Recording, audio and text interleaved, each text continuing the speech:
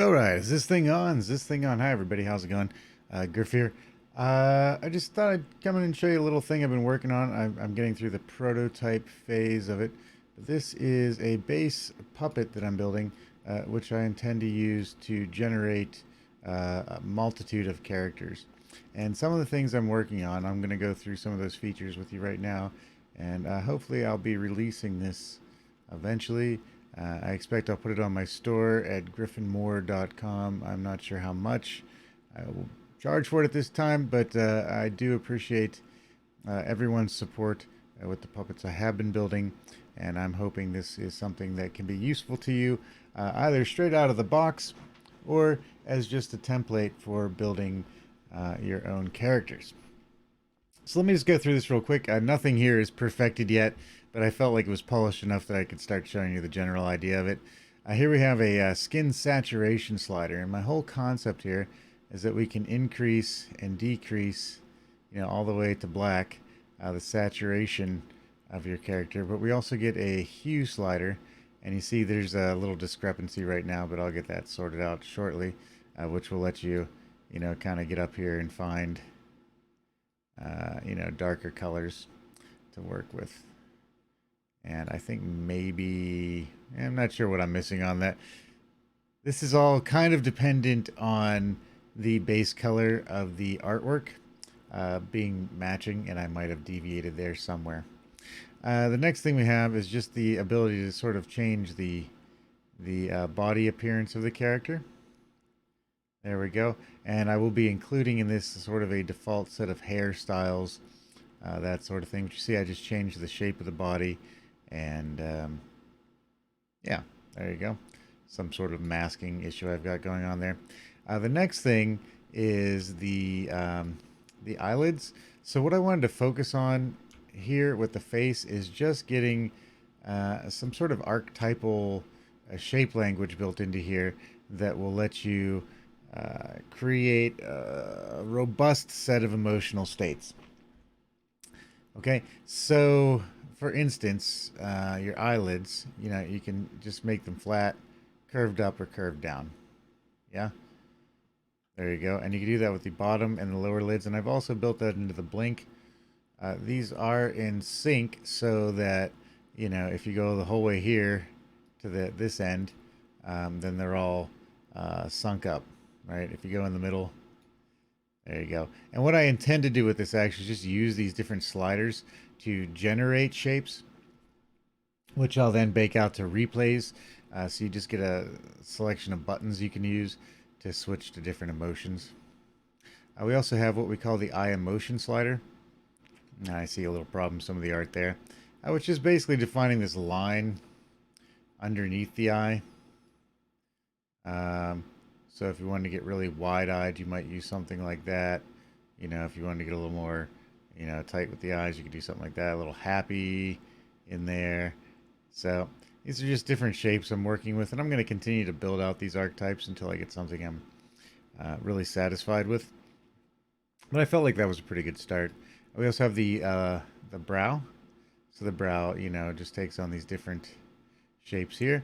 And the nice thing about this is I've been very careful to maintain this in such a way that I can continue to add shapes in here without destroying the rig. Oh, pardon me. And that also comes with a middle brow, or you can just turn that middle brow off entirely depending on the pose you want.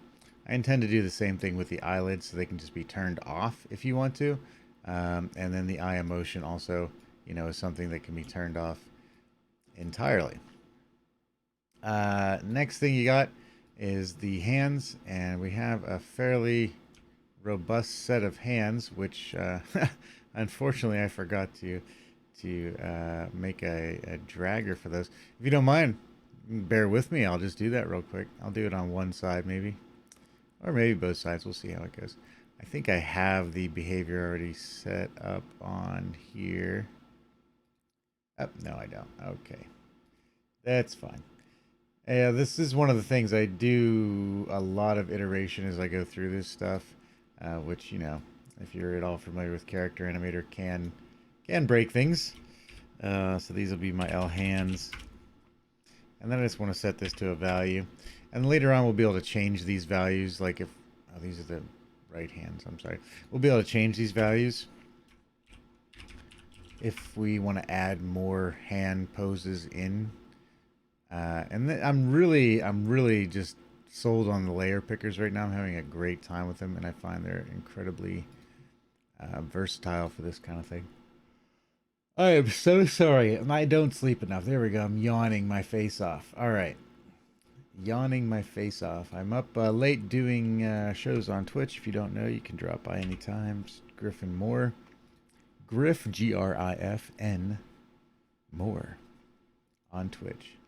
Okay, so these will be our left hands. I was up a little late working on this one. Great. Let's take a look at this now.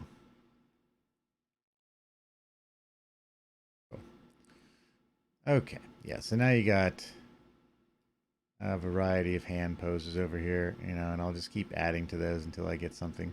I'm also, you know, trying to take cue from other creators out there that I've seen who are kind of getting a natural flow to the way the hand poses transition between each other. You know, so some of these you might even want to use for transitional shapes as you're moving from one pose to the next. There we go. Okay, cool. Everything else is pretty cool. I'm probably going to make the head a little more independent. That is something I tend to do. Sort of isolate the rotation so that you can get a difference in rotation between sort of the neck and the head instead of this whole body movement. I love doing that with these puppets, and I think it's something I'll definitely add into here. The other thing I'm planning on adding is just a few more leg poses, you know, just some variety so you can get some change up in the way the poses instead of the person just always kind of standing feet planted. And for that, you know, I'm looking at different references. Obviously, Rick and Morty has been kind of a big influence for this, but just looking at different references. You know, again, any sort of action is not something you really want to do in Character Animator at this time. I would probably go and animate that in Adobe Animate or somewhere else if I wanted to have the person like run, jump, and, you know, do a bunch of stuff like that. But it would be nice to at least have some variation with the poses so that when we're having, like, when we're doing conversation, we have more than just, ooh, I don't know what I just did to that arm. Good for me. Wow, I just broke that. That's all right, I'll fix that in a second. The other thing I like to do, you know, keep the right arm here. And I'm going to build an arm that's in and an arm that's out. I'm not a huge fan of this, you know, unless you're going to do straight tube arms. It's not like that looks bad per se, but it's really not exactly what I'd want. I want to get a lot of range, you know, if I want to raise my hand. So I'll generally create a different arm for this. I just get a little more range of motion out of that. Now, the really cool thing I think here, I'm saving the cool thing for last. So, one of the problems I have, I had started on Pittsburgh Zombie Plan animated series. I was going to be animating quite a lot of shots, and as I got into it, I just started to get frustrated with the way that the character animated and the cleanup and everything else I had to do.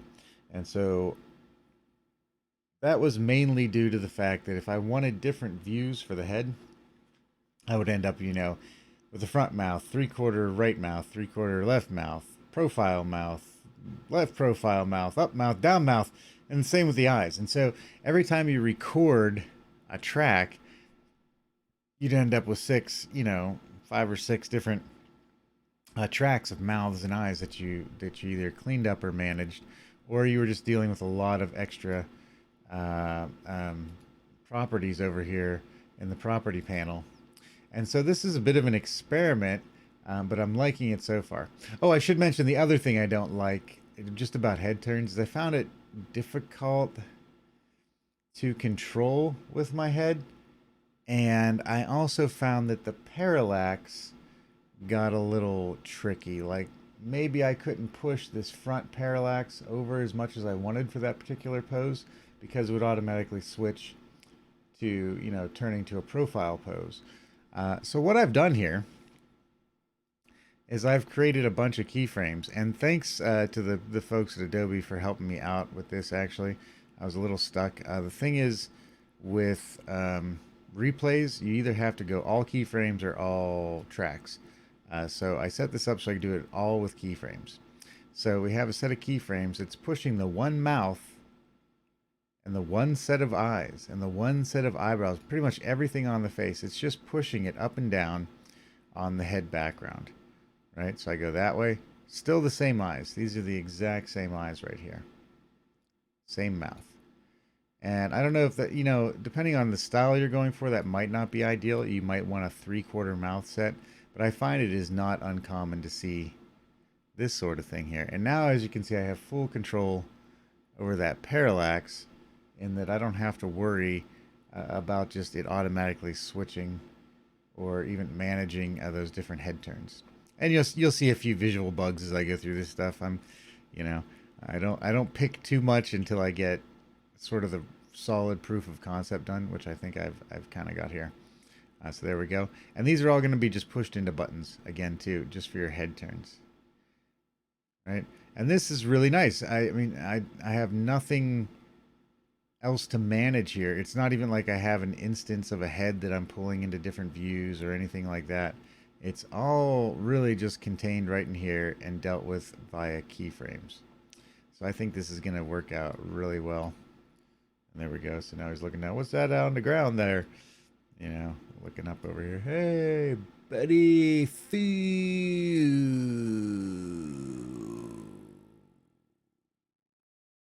Okay, I'm being silly. There we go. So that's pretty much it. If you have any suggestions of things you might like to see on a puppet like this, or any other recommendations, I'm totally open to that. I think a lot of the art is getting close to what I consider final. The other thing I'm probably going to be doing here is you see how the clothing here stayed black. I'm going to be setting up a different layer of masks, and I'm even going to try to figure out how to add like short sleeves and long sleeves with their own masks, so that I can change the color here and basically say he's either wearing a t-shirt or sweatshirt or a collared shirt, long sleeve, short sleeve. Again, is it we're going like male, female, and all that stuff will apply. Back to that. I think that's all I want to say about this. I felt like there was one more thing. But yeah, any recommendations you have, thank you so much for watching.